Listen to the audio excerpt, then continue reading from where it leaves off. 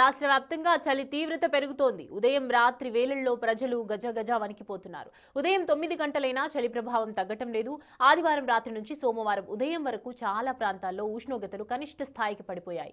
కొమరంభీం, ఆసిఫాబాద్ జిల్లాలో 7 డిగ్రీల సెల్సియస్, సంగారెడ్డి 7.1, ఆదిలాబాద్ 7.7, వికారాబాద్ 8.1, రంగారెడ్డి 8.2, సిరిసిల్ల 8.4, కామారెడ్డి 8.5, సిద్దిపేట 8.6, నిజామాబాద్ 8.9, జగిత్యాల 9, మెదక్ 9.3, నిర్మల్ 9.4, మహబూబ్నగర్ జిల్లాల్లో 9.9 డిగ్రీల సెల్సియస్ ఉష్ణోగ్రతలు నమోదయ్యాయి.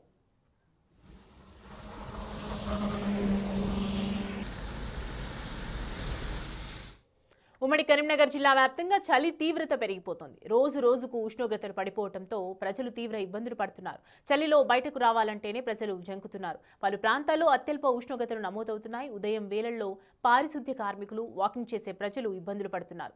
ఉమ్మడి కరీంనగర్ చలి తీవ్రతపై మరింత సమాచారం మా ప్రతినిధి శ్రీనివాస్ అందిస్తారు. ఉమ్మడి కరీంనగర్ జిల్లాను చలి వరికిస్తున్నటువంటి పరిస్థితి కనబడుతుంది. ఇటీవల కాలం లోపల వరుసగా ఉష్ణోగ్రతలు చాలా తక్కువ స్థాయికి పడిపోవడంతో అయితే చలితో చాలా ఇబ్బంది పడుతున్నటువంటి పరిస్థితి కనబడుతుంది.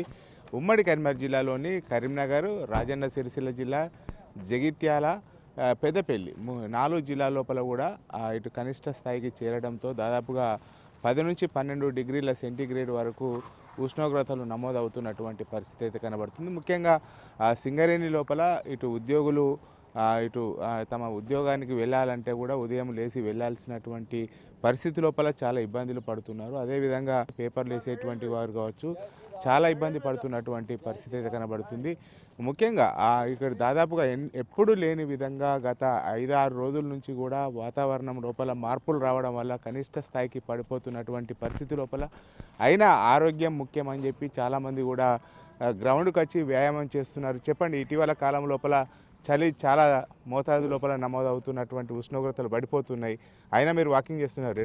6 రోజులైంది, బాగా చలి పెడుతుంది. అంతకుముందు మేము 5:30 కష్టోళ్ళము, ఇప్పుడు 6:15 వచ్చేస్తున్నాము. దీనికి కూడా చాలామంది తక్కువైన వాకింగ్ చేసేవాళ్ళు. ఇప్పుడు ఈ చలినే వాకింగ్ చేయాలి అందరూ. పిల్లలు కానీ జాగ్రత్తగా ఉండాలి. చెవులకు, చేతులకు, ఈ పెద్ద మనుషులు కూడా చెవులకు, చేతులకు అన్నీ పెట్టుకొని అన్నీ పెట్టుకొని నడవాలి. పబ్లిక్ కూడా బాగా తక్కువైంది స్టేడియంలో. చలి అయితే బాగా పడిపోయిందండి. అంటే ఒక వారం రోజుల నుంచి చాలా మార్పులు వస్తున్నాయి. చాలా మార్పులు వచ్చినాయి. ఇంకా ఇంకా ఇంకా భయం అవుతుంది, ఇంకెంత చలి పెడుతుందో అని. గతం లోపల ఎప్పుడు లేని విధంగా అంటే నవంబర్ లోపల చలి అప్పుడే స్టార్ట్ అవుతూ ఉంటుంది, కానీ ఇప్పుడు మాత్రం తీవ్ర స్థాయికి ఏరింది. ఎట్లుంది అంటే రోజు ఉదయం పూట వాకింగ్ రావడం? రోజు రావాలంటే కూడా కష్టమవుతుంది. ఇంతకుముందు 5:30కే వచ్చేటోళ్ళం, ఇప్పుడు 6కి వచ్చినా కూడా చలి బాగుంటుంది. ఈ చలికి రావాలి, కంపల్సరీ రావాలి, కానీ చలికి సాధ్యమవుతలేదు. ఎట్లుంటుందో ఇంకా పిల్లలకు జర జాగ్రత్తగా ఉండాలి.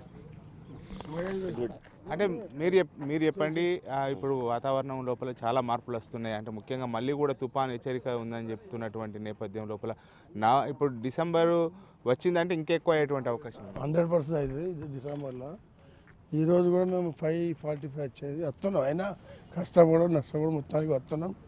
4 రౌండ్లు కొట్టిపోతున్నాం. చాలా చలి ఉన్నది. మఫ్లర్లు అవన్నీ కట్టుకుంటూ వస్తారు. వాకింగ్ చేస్తే చలి పోతుంది, 100% పోతుంది. ఒక రౌండ్ కష్టం, 2వ రౌండ్ 3వ రౌండ్ ఇక కొంచెం వేడి వస్తుంది. కూడా మేము ఎక్సర్సైజ్ చేస్తున్నాము, హాఫ్ అన్ అవర్ ఎక్సర్సైజ్ చేస్తున్నాము. ఇది ముఖ్యంగా అయితే పెద్ద ఎత్తున కూడా వాతావరణం లోపల మార్పుల కారణంగా రోజు ఉష్ణోగ్రతలు పడిపోతున్నటువంటి పరిస్థితి కనబడుతుంది. ఇప్పటికే ఇటు పంటలు కూడా కోతకు వచ్చి కళ్ళ లోపల ఉన్నటువంటి నేపథ్యం లోపల తేమ శాతం రాక కూడా వరిధాన్యం అమ్ముకోవడానికి ఇబ్బందులు పడుతున్నారు రైతులు.